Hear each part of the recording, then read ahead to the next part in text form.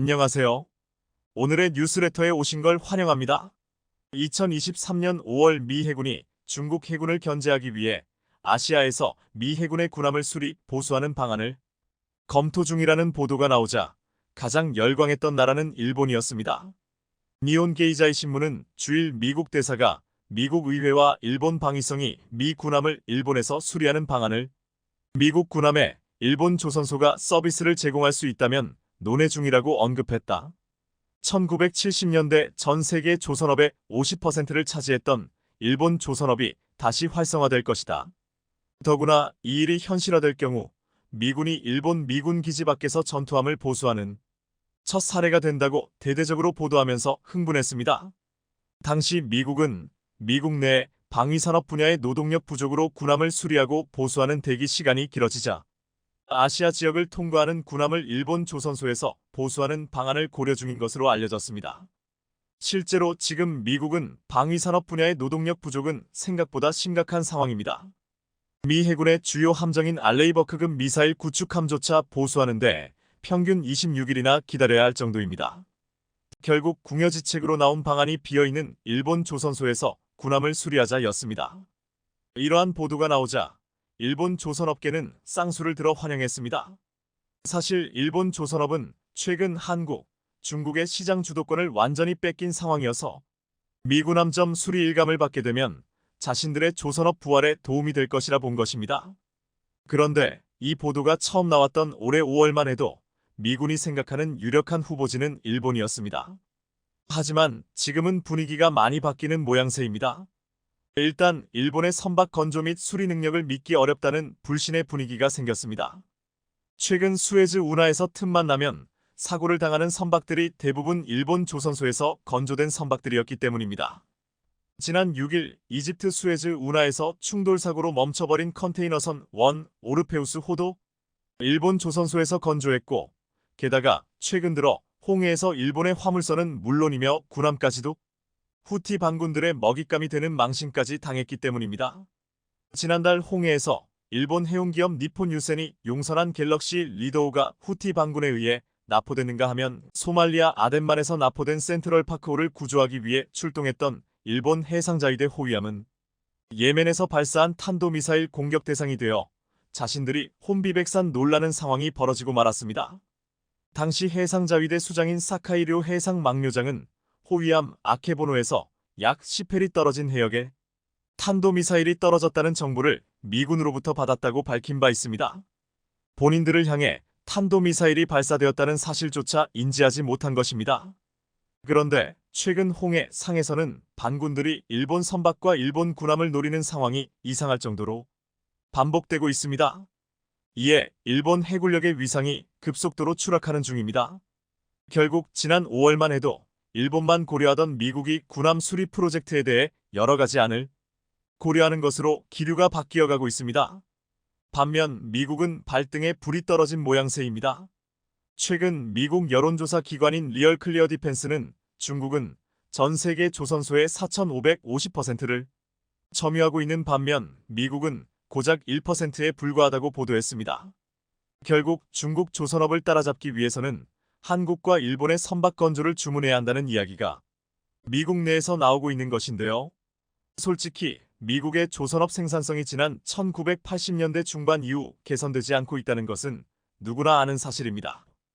미 상무부가 지난 2021년 연구한 결과에 따르면 미국 조선소는 선박 건조와 설계, 조선소 레이아웃, 제품 엔지니어링 분야에서 해외 조선소에 비해 뒤처져 있습니다. 전문 기술도 이렇습니다. 군함 건조는 항공기나 우주선과 같이 첨단 산업 분야이기 때문에 고도로 훈련되고 전문화된 직원이 필요합니다.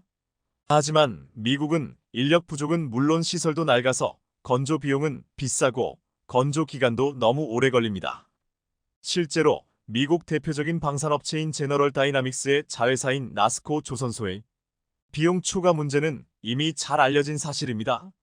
미 해군이 미국 핀칸티에리 마린 그룹의 새로운 컨스텔레이션급 호위함 건조를 의뢰했지만 예상 비용이 넘어서 중단했을 정도로 한마디로 경쟁력이 없어진 지 오래입니다.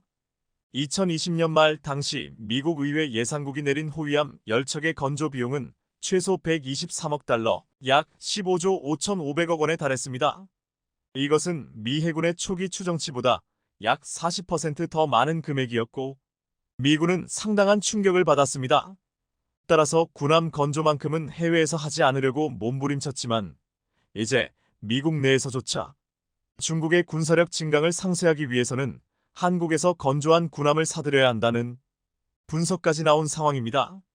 미 전문가들 사이에서 한국과 일본의 조선소가 미국 군함의 절반 가격에 건조하고 인공지능 AI과 자동화 공정 등 최신 기술을 활용해 군함을 건조해 미중 패권 경쟁에서의 해군 경쟁력을 강화시켜야 한다는 주장도 제기되고 있는데요. 한국과 일본 조선업체들은 미국 조선소에서 건조하는 군함의 절반 가격으로 군함을 건조하고 있는 게 사실입니다. 가격만 저렴한 게 아니라 한국의 HD 현대중공업과 하나오션 등은 군함 건조 시 모듈식 구조, 로봇공학, AI, 자동화 공정 등을 광범위하게 활용하고 있는 것으로 유명합니다. 미국이 가장 우려하는 것은 결국 기술입니다. 한국과 일본의 군함 건조를 의뢰하면 민감한 기술과 지적 재산권을 이전해야 할 가능성이 높기 때문입니다. 무엇보다 존스법 존즈 액트의 발목을 잡고 있습니다. 미국은 안보 우려 및 자국 조선 산업 보호 등을 이유로 외국에서 건조한 함정을 구매하거나 해외에서 함정을 건조하는 것을 금지하고 있는데요.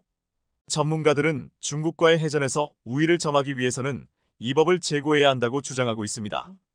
또한 미중 패권 경쟁에 따른 신속한 군함 건조의 필요성을 감안하면 이제 한국 조선소에서 효율적인 군함 제조와 생산 프로그램을 배워야 한다고 강조하고 있습니다.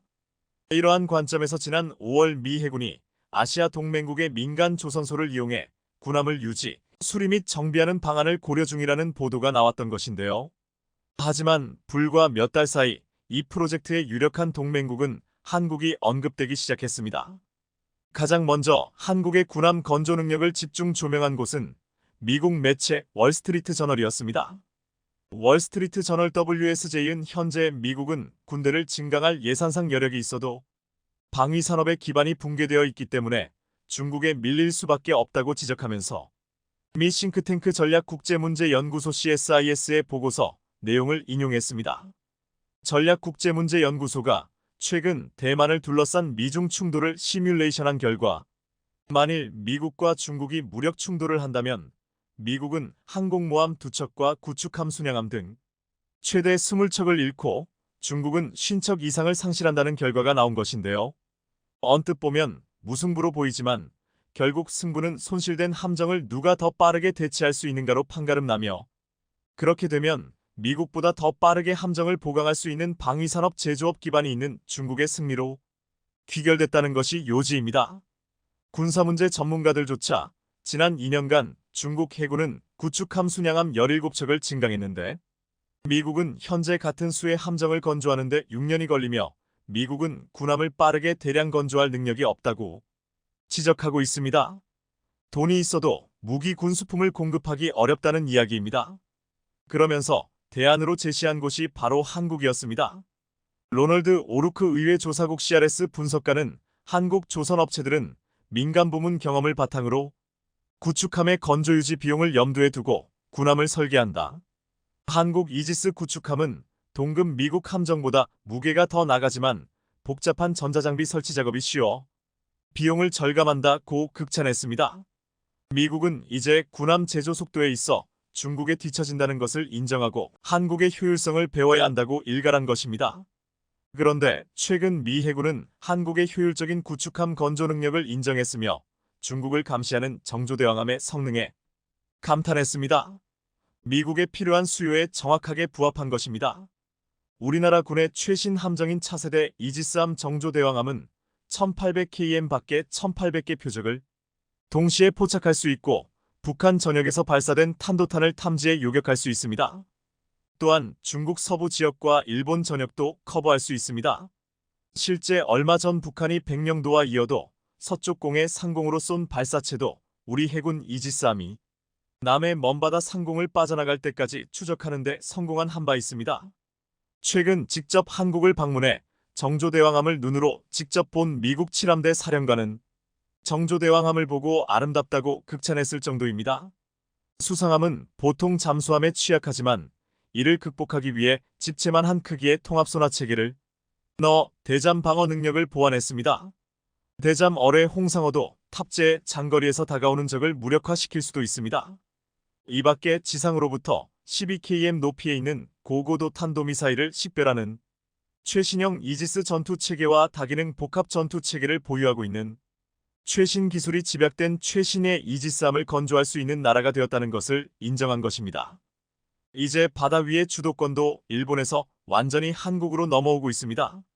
한국보다 연봉 3배, 계약기간 3년 보장, 차량주택 자녀 학비 3대 혜택을 파격적으로 제공해주겠다. 삼성 디스플레이와 LG 디스플레이 등 국내 업체들이 LCD 시장을 지배하던 2010년대 중반, 중국 업체들은 이른바 333조 원을 제시하며 한국에 있는 핵심 기술 인력들에게 접근했습니다. 그리고 2020년대 들어 중국의 기술 유출 방식은 더욱 노골적으로 변하고 있습니다. 특히 한국 반도체, 디스플레이 첨단 기술 분야의 노하우를 가지고 있는 핵심 기술 인재를 빼가고 배치하는 방식도 갈수록 교묘해지고 있는데요. 편법으로 인한 중국의 추격이 거세지면서 한국 업체들도 피해를 최소화하기 위해 적극적으로 대응 중입니다. 그런데 최근 중국 디스플레이 산업의 암울한 소식이 전해지며 중국 기업들이 충격먹고 좌절하고 있습니다.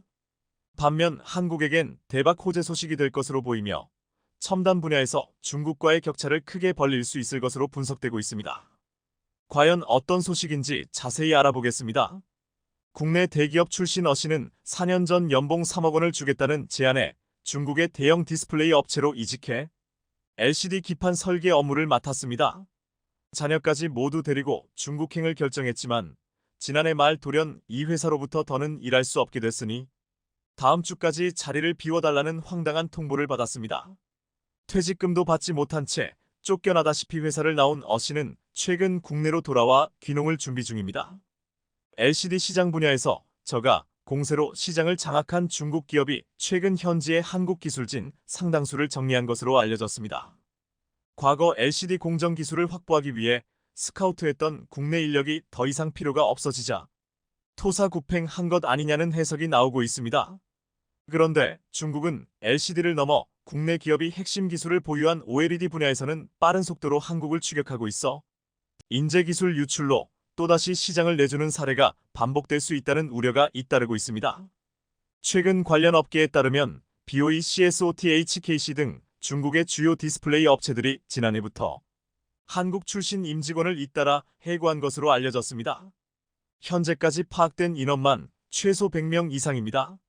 이들 대부분은 삼성 디스플레이와 LG 디스플레이에서 LCD 기판 설계 생산을 맡았던 인력을 빼간 것으로 알려졌는데요. 특히 이들 기업 중 상당수는 한국 엔지니어에게 퇴직금조차 주지 않고 쫓아내다시피 한 것으로 전해집니다.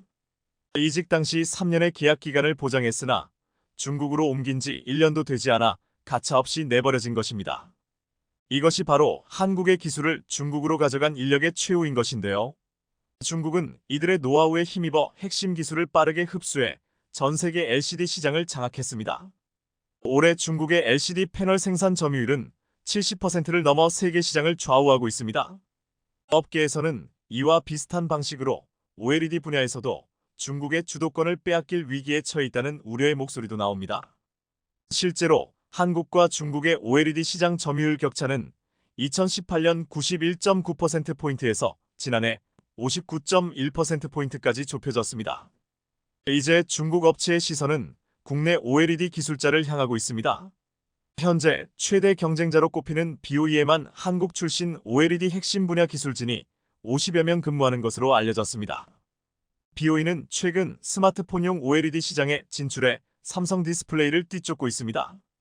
특히 아직 생산 수율이 낮아 앞선 OLED 양산 노하우를 가진 국내 기술진 영입을 끊임없이 시도하고 있습니다. OLED의 경우 기술 난도가 높아 공정의 성패가 핵심 기술 인력이 보유하고 있는 미세한 노하우에 좌우됩니다. 인재를 빼가고 배치하는 방식도 갈수록 교묘해지고 있습니다. BOE나 CSOT 같은 중국 기업은 한국 업체가 이직 사실을 쉽게 알지 못하도록 자회사나 연구기관 등을 만들어 한국 인력을 위장 취업시키기도 합니다.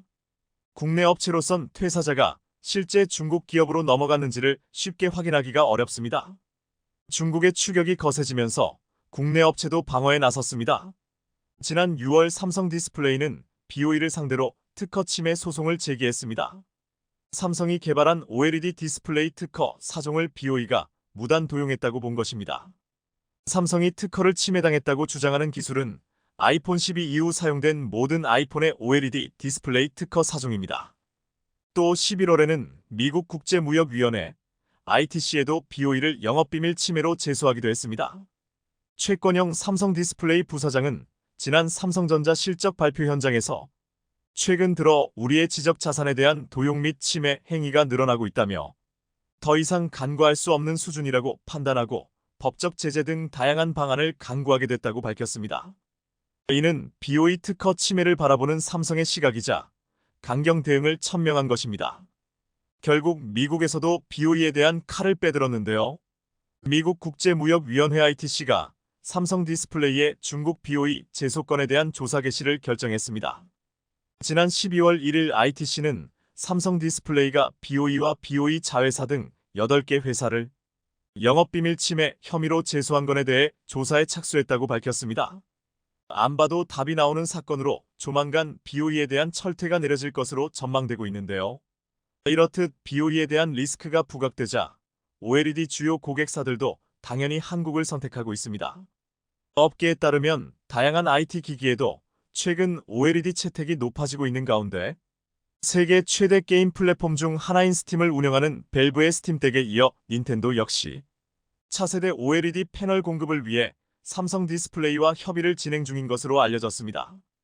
두 회사는 모두 중국 BOE에서 공급받는 선택지도 염두에 뒀으나 삼성이 제기한 특허 침해 소송에 따른 리스크가 부담스러워 삼성 쪽으로 방향을 선회했다는 분석이 나옵니다.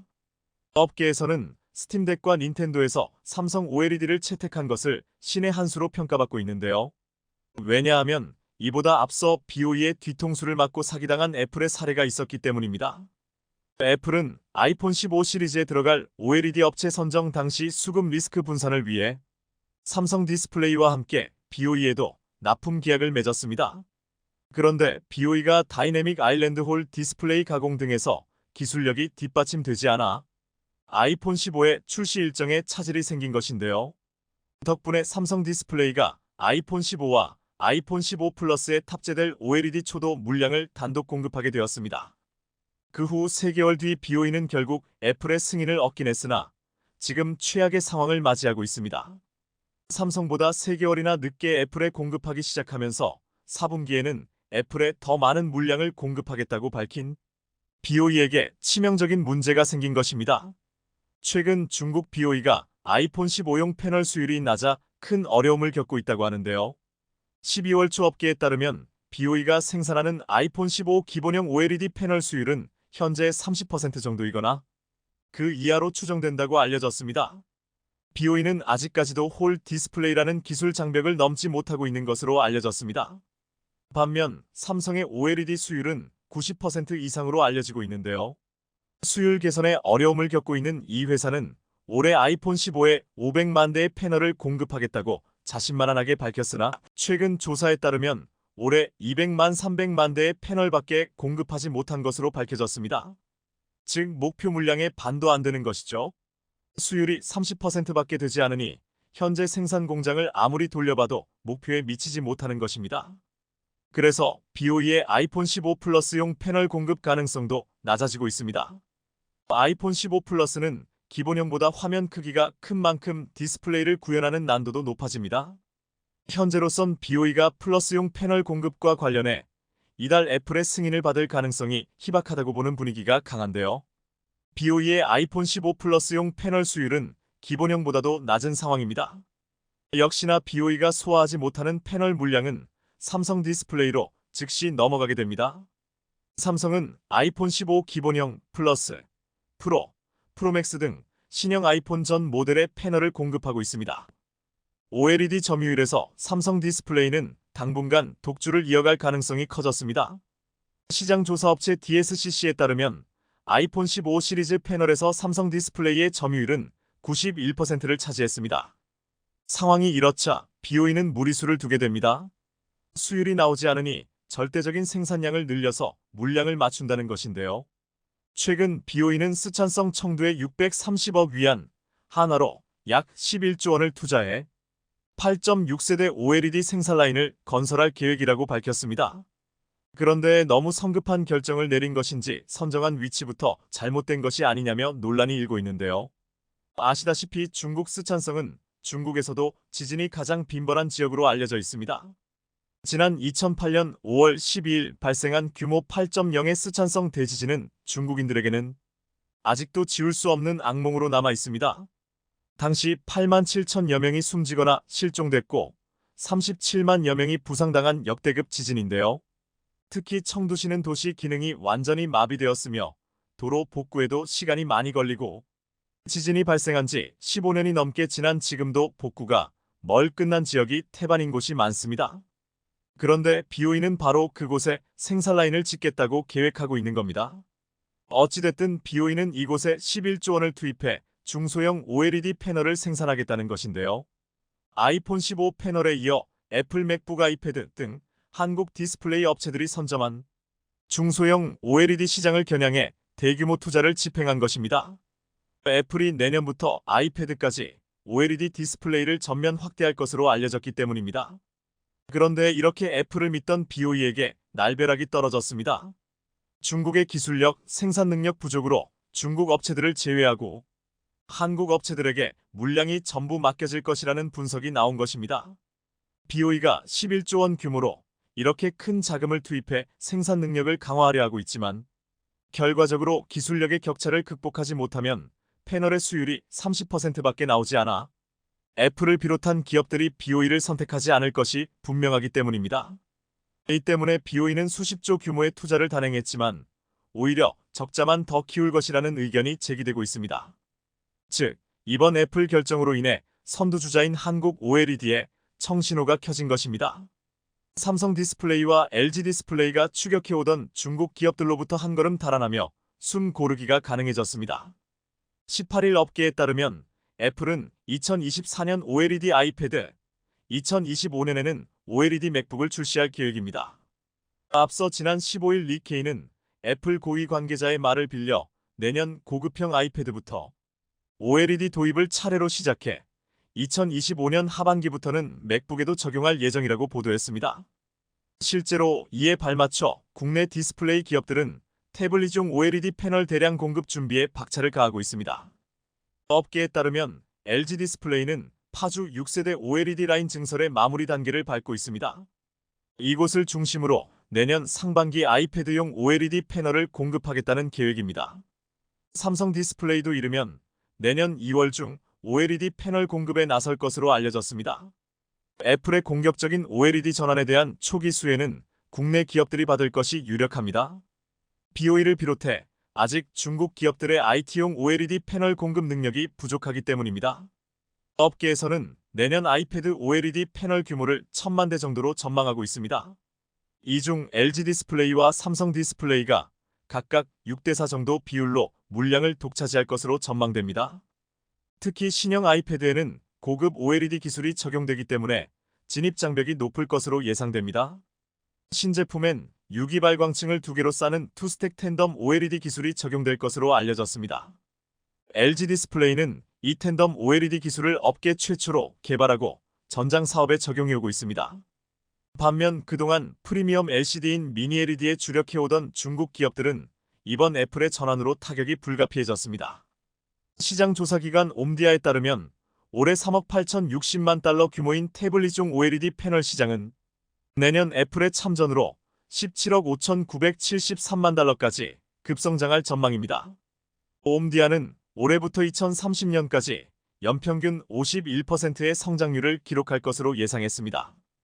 패권을 가를 관건은 초기 시장을 선점한 한국이 중국 정부의 막대한 지원을 등에 업은 중국 기업들과 격차를 유지할 수 있을지입니다. 실제로 중국 BOE의 최근 OLED 신규 투자의 30% 가까운 금액도 정부가 보전해주는 것으로 알려졌습니다. 하지만 중국 정부와 중국 기업들이 돈을 수십조 쏟아붓고 한국의 핵심 인력들을 유출해가며 시장을 넘보려고 발악하고 있지만 워낙에 기술 격차가 커 역부족일 것으로 보입니다.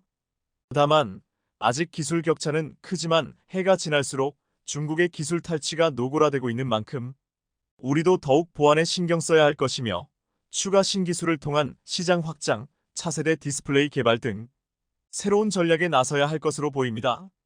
한국도 오커스에 들어와라.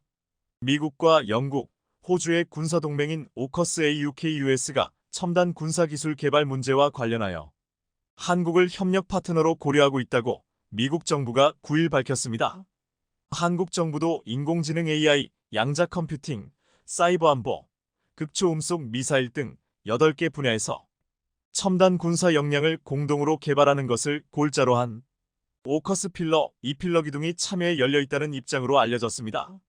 인도, 태평양 지역 등에서 중국을 견제하기 위해 2021년 출범한 오커스는 재래식으로 무장한 원자력 추진 잠수함을 호주에 제공하는 필러 1, 첨단 군사 역량을 공동으로 개발하는 필러 2 등 2개의 축으로 구성되어 있습니다. 필러 1은 미국, 영국, 호주만 참여하는 파트너십으로 다른 국가로 확장하지 않겠다고 했으나 필러 2는 기술력이 있는 다른 나라와 협력하겠다는 방침을 밝혀왔습니다. 이에 오커스는 일본에 이어 첨단 기술 분야에서 강점이 있는 한국도 협력 대상임을 밝혔습니다. 한국은 이미 미국, 영국, 호주 등과 양자적으로 첨단 기술, 방산 문제 등에 대해 협력하고 있습니다. 중국은 일본의 합류에 우려를 표한 바 있는데 이번에 한국의 합류가 본격적으로 논의될 경우 더욱더 큰 우려를 표하며 견제가 커질 것이라는 예상이 나오고 있습니다. 지금부터 한국이 어떤 첨단 기술을 가지고 있고 어떤 무기를 개발하고 있기에 미국이 오커스에 한국을 넣으려고 하며 중국의 견제가 심해질 것이라고 하는지 자세히 살펴보겠습니다. 최근 우크라이나 전쟁 발발 이후 세계 각국은 전투용 드론 기술 개발에 사활을 걸고 있습니다. 이미 여러 전쟁에서 전투용 소형 드론이 맹활약하고 있는데 한국도 이에 질세라 무시무시한 드론을 개발하고 있습니다. 국방과학연구소에서 은밀하게 드론을 개발하고 있는데 일명 S드론이라 불리는 드론들은 이미 S1부터 S9까지 9종류가 개발됐다고 했습니다. 특히 이 중에는 천검 미사일 기술을 사용한 드론도 개발 중이라는 사실이 밝혀져 주목되고 있습니다. 국방과학연구소는 2016년부터 군사용 드론 개발에 나섰지만 연구 목적이 주로 핵심 기술 개발, 즉 해외에서 제공하거나 기업들이 연구하기 어려운 기술을 연구하기 위해서였습니다. 따라서 기술은 뛰어났지만 실전에 필요한 드론은 만들지 않았습니다. 하지만 2022년 12월 북한 무인기 영공 침범 사건이 벌어지면서 국방과학연구소는 작심하고 실전에서 사용 가능한 드론을 만들기 시작했습니다. 국방과학연구소가 드론에 처음 도전한 것은 GPS 제머제머 대응 소형 무인기 기술 연구라는 이름으로 개발한 S1 드론입니다. 2016년 9월부터 2019년 8월까지 개발한 S1은 2016년 북한의 수도권 GPS 교란 사태로 군작전과 민간인들이 큰 피해를 보자 개발한 것입니다. 북한의 GPS 교란 장비의 전파 위치를 추적해서 자폭 공격을 할 수 있다고 했습니다. S2 드론은 S1을 개량한 드론으로 S1 탐색기를 교체해서 다목적 자폭 용도로 개발되었습니다. S1과 달리 전자광학적 외선 EOIR 탐색기를 장착해 어떤 표적이든 조준해서 파괴할 수 있도록 개량했고 최대 150km 밖의 표적을 공격하거나 1시간 넘게 적진 영공을 배회하면서 적을 찾을 수 있습니다. 현재 드론 사령부의 임무 중 타격 임무를 담당하는 것이 S2 드론으로 3자릿수 정도가 드론 사령부에 배치돼 북한 드론 도발 시 보복 작전을 위한 전력으로 사용될 예정입니다. 이외에도 S3부터 S9까지 총 6종이 있는데 대부분 실전 용도로 사용할 수 있거나 자폭 공격 임무가 가능한 실전 공격용으로 전해졌습니다. 국방과학연구소가 현재 완성된 것보다는 비밀스럽게 개발 중인 것들이 많은데 S5와 S7 드론은 정말 특이한 구조로 드론 속의 드론 개념을 채택했다고 했습니다. 유무인기 군집 협업을 위한 소형 무인기 공중발사 기술 연구라는 이름으로 연구 중인 이 드론은 엄마 드론인 S5에 아들 드론인 2개의 S7을 장착하고 날아다닙니다. 이 독특한 구조의 드론은 드론 사령부의 광대역 드론 방어를 위한 것으로 때 드론, 타격, 요격, 무인기인 S6가 군 중요 시설을 방어하면 S5는 S6가 방어하지 않는 지역을 순찰하는 역할을 맡게 됩니다. S5는 S7 2개를 장착하기 때문에 적이 나타나면 무시무시한 위력을 발휘한다고 했습니다. S9 드론은 AI 기술을 적용한 ADD 최초의 드론으로 여러 대의 드론이 마치 벌떼스웜처럼 몰려다니는 군집 드론에 AI를 결합하면 조종사 통제 없이 스스로 드론끼리 충돌을 회피하고 상황에 따라 군집 형상을 최적의 형태로 알아서 바꿀 수 있습니다. 적이 드론을 요격할 때는 알아서 분산됐다가 공격할 때는 한 곳으로 집중하는 형태로 몰려다니는 것이 가능합니다. ADD가 지금까지 만든 구종의 드론 외에 아직 명확히 밝혀지지 않은 신형 무인기 중에 10번째 S드론으로 가장 강력하다고 하는 것이 바로 천검 미사일을 활용한 파이어 이글 드론입니다. 천검 미사일은 소형 무장 헬기 LAH의 핵심 무장으로 광섬유로 조종사가 직접 미사일을 유도하다가 적 전차를 발견하면 미사일이 자동 표적인식 ATR 기능으로 자동으로 추적하여 파괴하는 특징을 가지고 있습니다. 이 무시무시한 미사일이 무인기에 달린다는 것입니다.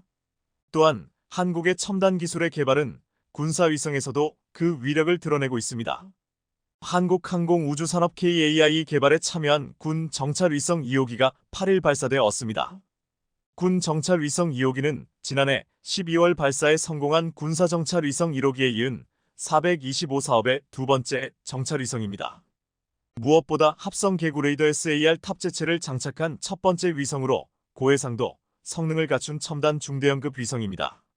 이번에 발사된 2호기는 전자광학 적외선 EOIR 촬영 장비를 장착한 1호기와 달리 영상 레이더 SAR을 싣고 있습니다. SAR은 전자파를 지상 목표물에 쓴 뒤 반사대에 돌아오는 신호 데이터를 합성해 영상을 만드는 방식인데 기상 조건과 관계없이 주야간 촬영이 가능합니다. 그동안 광학 위성으로 북한을 정찰할 때는 계절 날씨 변수가 컸는데 나뭇잎이 우거진 봄과 여름, 가을엔 산악 지역에 있는 시설을 파악하기가 어려웠습니다. 하지만 이제 SAR 위성이 가동되면 비눈이 오거나 흐려도 북한 미사일 발사 차량 TEL과 방사포, 김정은 국무위원장 전용차와 열차의 특성 및 움직임 등도 알 수 있습니다.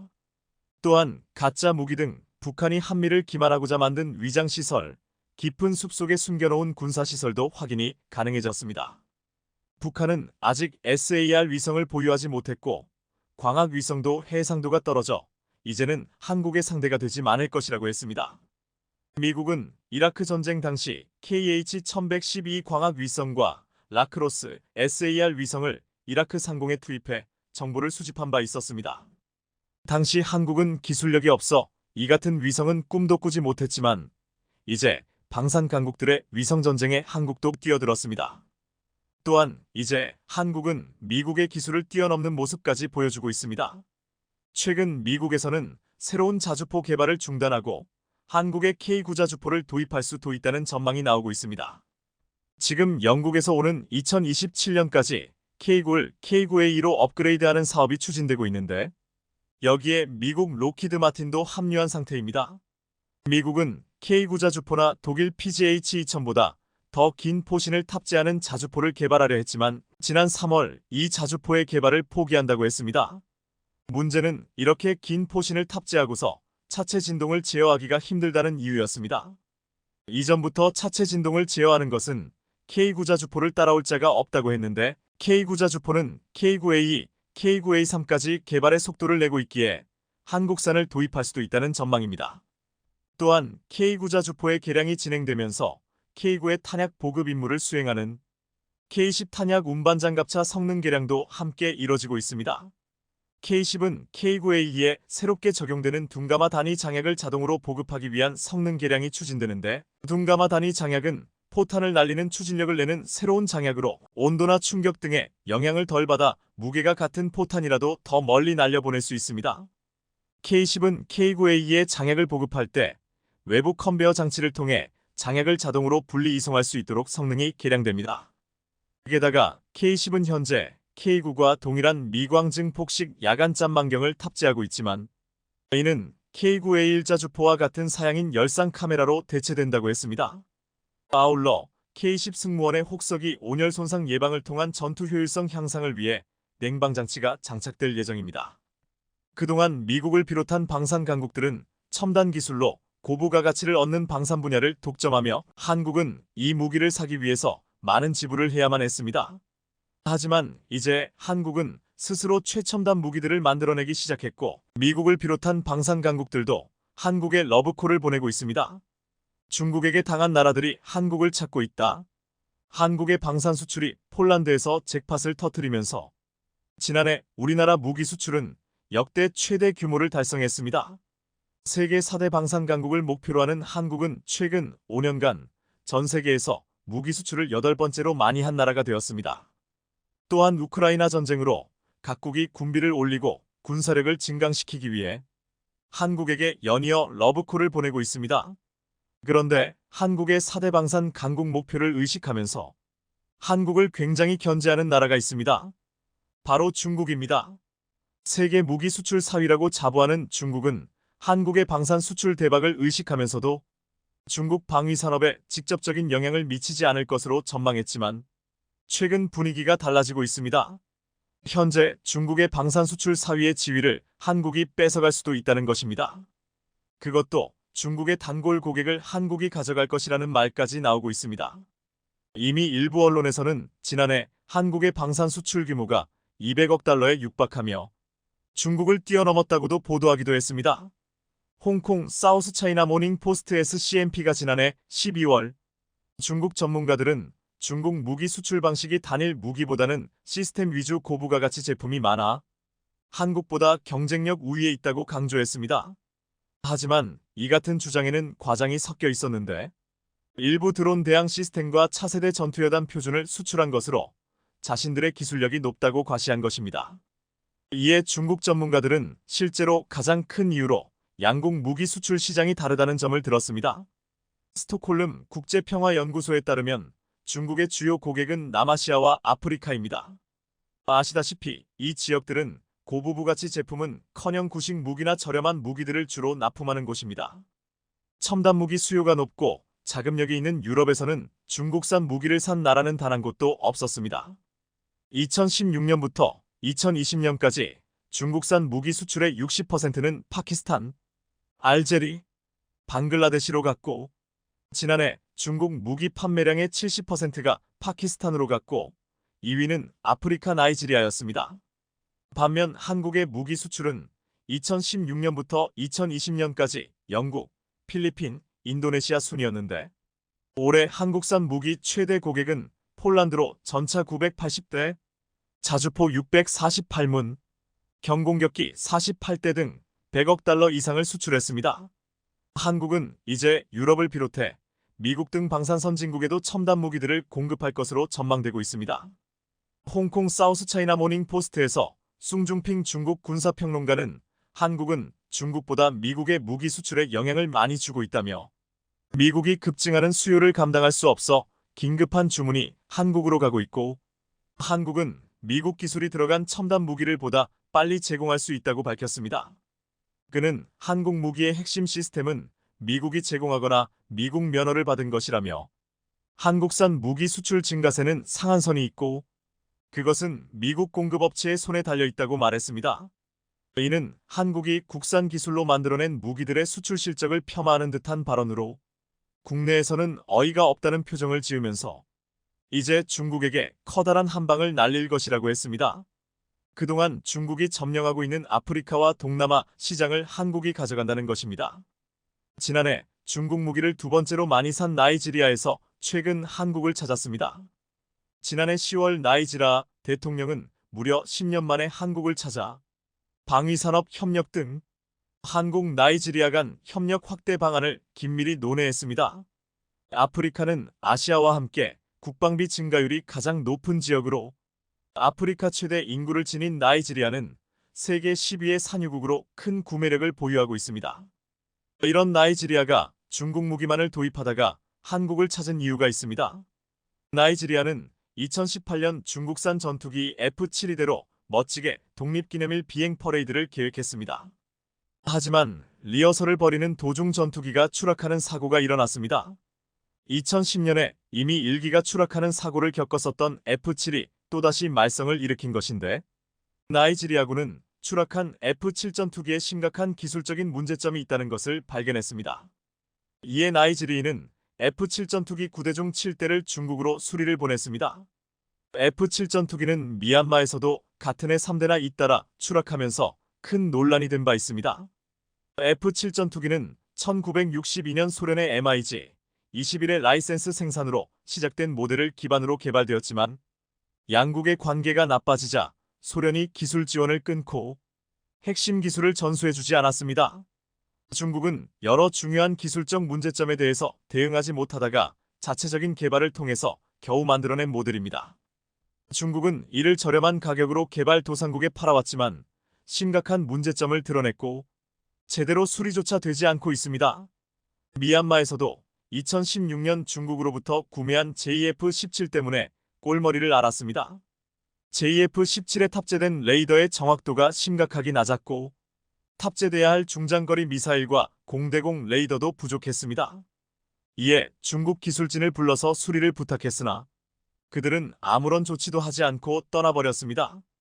이에 미얀마는 JF-17을 공동 개발한 파키스탄에 도움을 청해 일부 문제를 해결했으나 제대로 운용하기에는 부족해 아직까지 가동을 하지 못하고 있습니다. 결국 미얀마 정부는 대당 320억 원이란 거금을 들여서 JF-17을 6대나 들여왔지만 창고에 놔둘 수밖에 없는 상황이 되고 있습니다. 이 에어 나이지리아도 JF-17을 3대를 시험 삼아 도입하고서 추가로 40대가량을 주문할 것이라고 했지만 지난해 1월 더 이상 추가 도입하지 않을 것이라고 했습니다. 중국과 함께 JF-17을 개발하며 중국산 무기를 가장 많이 구입한 파키스탄도 중국산 호위함 F-22P를 도입하면서 해상에서 인도를 견제할 수 있다고 자랑했습니다. 하지만 지난해 이 호위함의 엔진 성능이 떨어지는 등 기술적인 문제들이 발견되자 중국에게 거세게 항의했습니다. 파키스탄은 겉으로는 완벽해 보이는 이 호위함의 실체를 보고 속았다는 느낌을 받았습니다.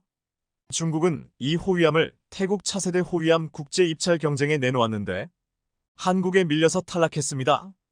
당시 태국 해군은 한국대우 조선해양 DSM이 제시한 DW3000H 호위함이 유럽과 미국 등의 선진적인 레이더와 무기 체계를 거의 완벽하게 적용한 점을 높이 평가해 가격 경쟁력이 높은 중국산을 탈락시켰습니다. 이후 파키스탄의 상황을 보고서 태국은 탁월한 선택을 한 것으로 보였습니다. 중국은 그동안 동남아와 아프리카, 중동 등의 나라들에게 값싼 무기들을 팔아왔지만 문제는 값은 싸지만 AS가 전혀 되지 않았고 애초 설명한 성능이 제 기능을 못하고 치명적인 기술적인 결함까지 발견되었습니다. 최근 말레이시아가 FA-50-18대를 구매하고 동남아와 아프리카 국가들이 한국의 방산전시회에 적극적으로 참가하는 것은 결코 우연이 아니라고 했습니다. 지난해 로키드 마틴과 한국항공우주산업 KAI 간의 새로운 협정이 체결되어 주목을 받았습니다. 미국의 대규모 훈련기 사업 수주에 대비하고 우크라이나 전쟁으로 인해 경전투기 시장이 급팽창했기 때문으로 보았는데 그 진짜 이유를 로키드 마틴에서 전투기 관련 통합사업 개발팀을 담당하는 에이미 버넷 부사장이 말해주었습니다. 그는 대한민국이 만든 이 뛰어난 고등훈련기 겸 경전투기의 경우 30만 시간이라는 긴 시간 동안 비행하면서도 90%라는 놀라운 아웃스탠딩 가동률 미션 케이퍼벌 레이트를 지속적으로 유지해왔다고 말했습니다. 무기는 도입보다 중요한 것이 지속적인 유지보수를 통해 실제로 가동할 수 있는지라고 했는데 FA-50은 30만 시간 비행하면서도 90%의 가동률을 유지했다면서 이런 전투기가 또 있겠냐고 물었습니다. F-35 전투기가 2021년에 가동률 68.8%, 미공군 F-15E가 71.29%, 미공군 F-16D가 70.57%라고 했습니다. 전문가들은 20만 개 이상의 초정밀 부품으로 이루어진 현대 전투기에서 가동률 90%에 초음속 고등훈련가 겸경 전투기가 존재한다는 사실 자체도 경이적인 일이라고 했습니다. T-50 계열 항공기의 수출 대수는 140여 대로 FA-50처럼 국내외 통틀어 동종 기종 가운데 300대 이상 운용되는 경전투기는 지구상에 존재하지 않는다고 했습니다. 성능은 물론 높은 가동률을 기반으로 한 신뢰성과 안정성, 운영 측면의 경제성까지 더해 세계 각국으로부터 러브콜을 받고 있다는 것입니다. 한국항공우주산업이 전투기 생산 못지않게 중요하게 생각하는 것이 기체 부품을 생산하는 것과 유지보수의 말 5사업입니다. 이것은 실제 전투기 가동률과 연관되어 전투기를 도입할 때 각국이 아주 중요하게 생각하는 것이지만 전투기를 수출하는 나라의 입장에서도 큰 돈이 되는 사업입니다. 유지보수 MRO는 항공기의 정비 수리 분해 조립을 포괄하는 사업으로 항공기에서 발생하는 매출의 6,070%를 차지합니다. 통상 전투기가 30년간 운용되는데 이를 통해서 지속적인 수익을 얻을 수 있다는 것입니다. 이번에 폴란드에 FA50을 수출하면서 종합정비가 가능한 유지보수센터까지 만들겠다고 했는데 이는 한국이 세계 최고의 가동률을 어떻게 만들고 있는지를 확실히 보여주었습니다. 과거 한국은 미국산 전투기를 도입하면서 제때 부품 공급이나 수리를 받지 못했고 또한 이에 내는 비용 또한 상당했습니다. 이제 한국은 우리 기술로 전투기뿐만 아니라 전차, 자주포, 군함 등을 수출하면서 가장 빠르고 확실하게 정비와 수리를 할 수 있는 시스템까지 제공하고 있습니다. 록히드 마틴이 FA50을 미국 차세대 훈련기와 아일랜드 등 유럽 각지에서 홍보하는 이유 중 하나가 한국은 생산력도 높지만 추후 정비 사업에서도 자신들이 할 수 없는 정도의 서비스를 해줄 수 있기 때문이라고 했습니다. 한국은 생산력과 유지 보수에서도 능한 모습을 보여주었고 이제는 미국 기술을 도입하는 수준을 넘어서 자국 기술로 첨단 무기까지 만들어내는 수준이 되고 있습니다.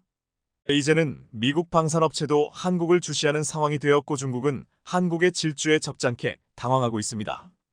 그동안 저렴하게 도입했지만 AS가 전혀 안 되는 중국산 무기에 분노한 개발도상국들이 이제는 가장 빠르고 정확하게 유지 보수를 해주는 한국을 바라보고 있습니다. 시청해주셔서 감사합니다.